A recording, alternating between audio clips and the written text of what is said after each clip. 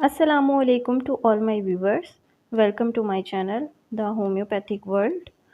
आज का हमारा मौजू है मोटापे के बारे में।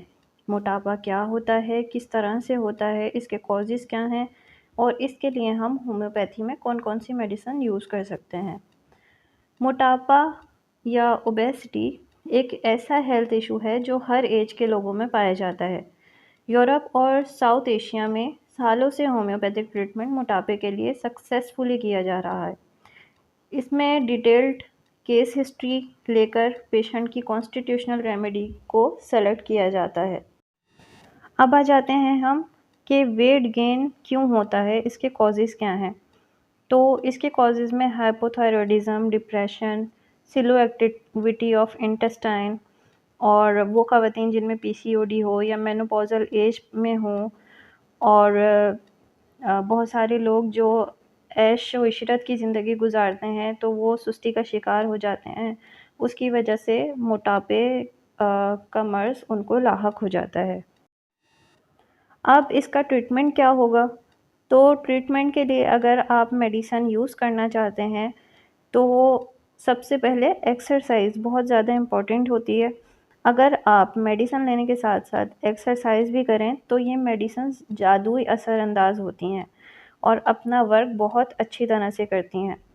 तो आज मैं आपको बताऊँगी top 5 best homeopathic medicines for weight gain. तो इसमें सबसे पहले आ जाती है Calcarea carb. Calcarea carb top of the list remedy है फॉर वेट लॉस। ये जब दी जाती है जब एब्डोमेन में एक्सेस फैट हो और डाइजेशन स्लो होती है और पेशेंट फैट और फ्लैबी होता है, इसको पसीना बहुत आता है और ख़ास तौर पर इसको सर पर पसीना आता है, ये इसका कीनोट सिम्पटम है।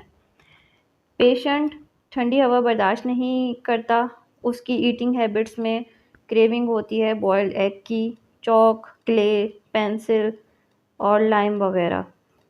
इनकी मेटाबॉलिक एक्टिविटी कम होने की वजह से पेशेंट में कॉन्स्टिपेशन पाया जाता है। अगर थायराइड प्रॉब्लम की वजह से वेट बढ़ जाए तो कैलकेरिया कार्ब इसके लिए भी मुफीद साबित होती है। अब आ जाती है हमारे पास मेडिसिन नक्स वोमिका। इसका वेट ऐशो इशरत की ज़िंदगी गुजारने वालों में आमतौर पर बढ़ा हुआ देखा जा सकता है। इसमें पुराने कब्ज़ की कंप्लेन होती है, स्टूल पास करने की अर्जिंग होती है, लेकिन एक टाइम में थोड़ा-सा स्टूल पास होता है और ये ठंडी हवा बिल्कुल बर्दाश्त नहीं कर सकता।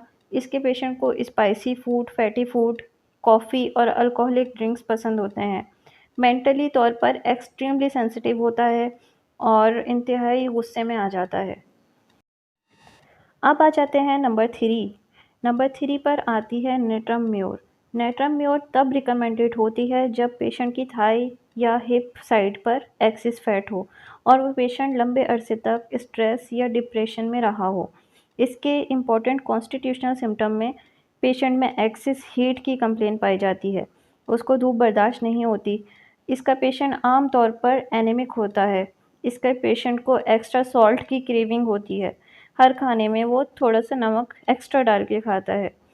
पेशेंट में वीपिंग टेंडेंसी होती है बट हर बात पर वो रोना शुरू कर देता है और स्पेशली वो जब अकेला होता है और जब कोई उससे उसका हाल पूछे तो उसकी कंडीशन और वर्स हो जाती है और वो रो-रो कर अपना हाल बताता है। इस पेशेंट की नेचर रिज़र्व रहने की होती है। नंबर 4 पर है लाइकोपोडियम। नेट्रम म्योर की तरह ये भी थाई और हिप्स फैट लॉस करने में हेल्पफुल होती है, लेकिन इन दोनों के कॉन्स्टिट्यूशनल सिम्पटम में फ़र्क होता है। लाइको के पेशेंट में मैदे के मसाइल जैसे गैस, कॉन्स्टिपेशन पाए जाते हैं।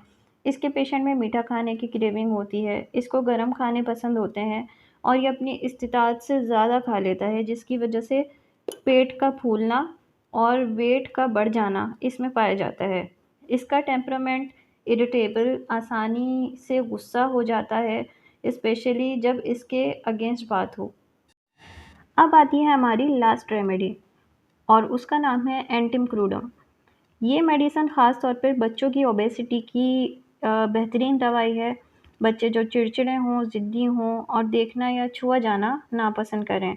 ठंडे पानी से नहाते हुए उनको चिढ़ हो और ये जब फ़ायदेमंद होती है जब मोटापे के साथ-साथ एसिडिक चीज़ों जैसे अचार खाने की क्रेविंग पाई जाए। बच्चों की ज़बान थिक व्हाइट कोटेड होती है, ओवर ईटिंग की वजह से मैदा ख़राब रहता है, कभी डायरिया हो जाता है और कभी कॉन्स्टिपेशन। अगर इन दवाओं में से किसी के सिम्पटम आपसे मिलते हैं तो आप किसी प्रैक्टिशनर से एडवाइस लेते हुए इसको यूज़ कर सकते हैं। वीडियो पसंद आई तो लाइक, सब्सक्राइब करना ना भूलें। Thank you. अल्लाह हाफ़िज़।